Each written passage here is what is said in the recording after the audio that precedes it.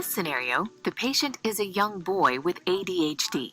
He has come in with his mother to the clinic on Virginia's Eastern Shore for follow-up and medication management. The mental health provider is on the telehealth call from Norfolk, over an hour away. So, Miranda, your next patient is Mrs. Anderson Mark. Oh, Lord. Okay, so he has come 7 times, and she has not done anything or been consistent with Miranda. anything that I've asked of her. Hello? She's still... Hello? Hi. Hi, how are you? Can you hear me? Can you guys see me? We can. Yeah, we can. Miranda, this is Miss Artis and Mark here for their telehealth appointment. Hello. Good to see you again. Yep, good to see you as well. Hey, Mark. Hi. How you doing? I'm doing fine. Yeah? Yeah. Better than last week? Or the week before that? Mom, how are things going at home? Has he been taking his medicine? Still really fidgety, really agitated, not doing well in school. So, I'd really like to get this medication working if we can do that at all possible.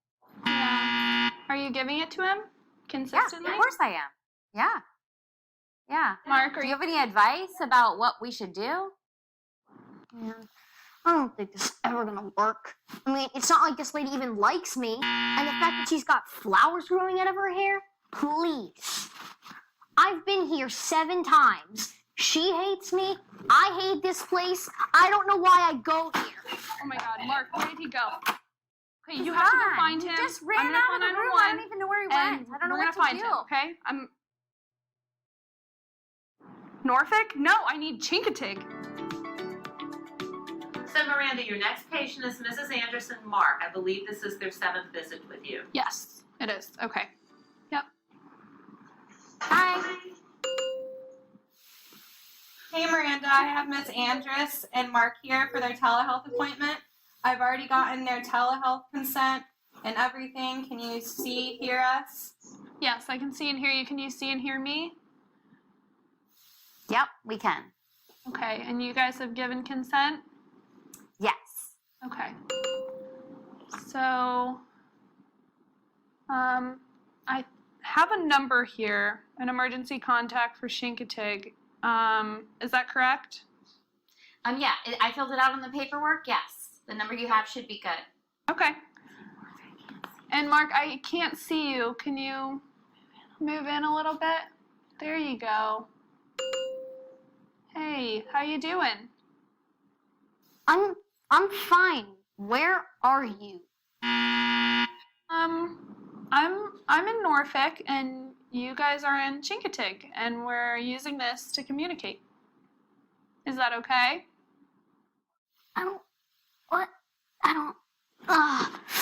Forget it. Plant growing lady who's not even here. I thought I was supposed to be at a doctor's office.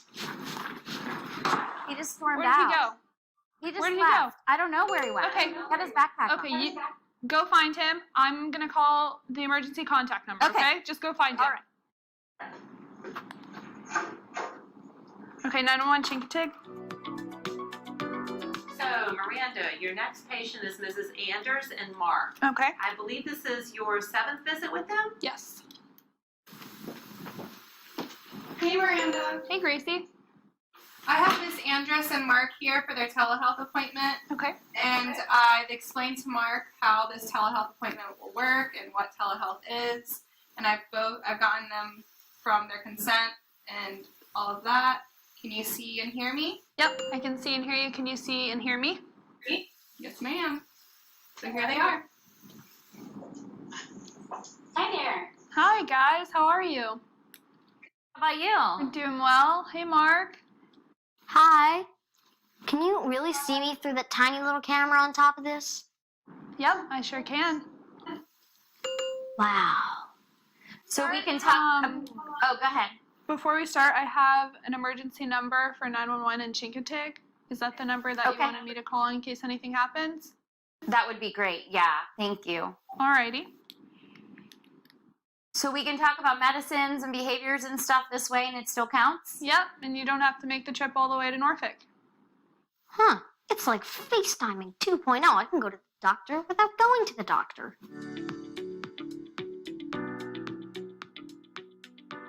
A behavioral telehealth consult requires even more attention to distractions and annoyances that may upset the patient. At the beginning of this scenario, the provider doesn't pay attention to the webcam to notice the patient and his mother entering the room, as she talks about them with a hot mic. Not a good start. A full explanation of what telehealth is and how it works to both the young patient and his mother in this case, along with a completed consent form, are critical here. In a behavioral consult, make sure you get a local emergency contact number to call in case the patient runs out, like Mark does in the first 2 scenes, or there is some other behavioral crisis. And, as in all telehealth consults, confirm that both parties can hear and see each other. In the A case, the setup by the remote site provider takes place before Mark and his mom are seated. Fashion trends often conflict with what works best on a telehealth consult. Miranda's blouse is a bit revealing in the worst scene, and the 6 rings and 5 bangle bracelets are distracting, so dress more conservatively and limit jewelry. One of the biggest distractors is Miranda's incessant playing with her hair. People tend to look at themselves in the screen and primp. Learn to curb your habits and big hand gestures during a session.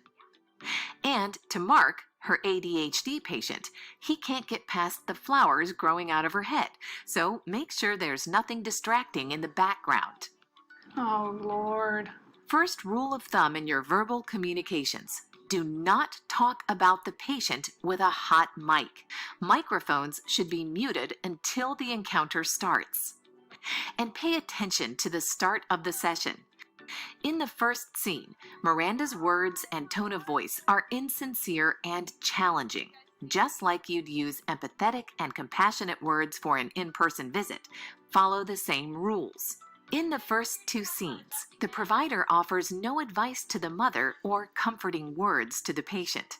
In the last scene, the provider successfully engages the patient to talk about the technology, so he understands it. Maintaining good eye contact can help you avoid other nonverbal communication errors during a telehealth consult. So adjust your eye gaze between the camera and the screen.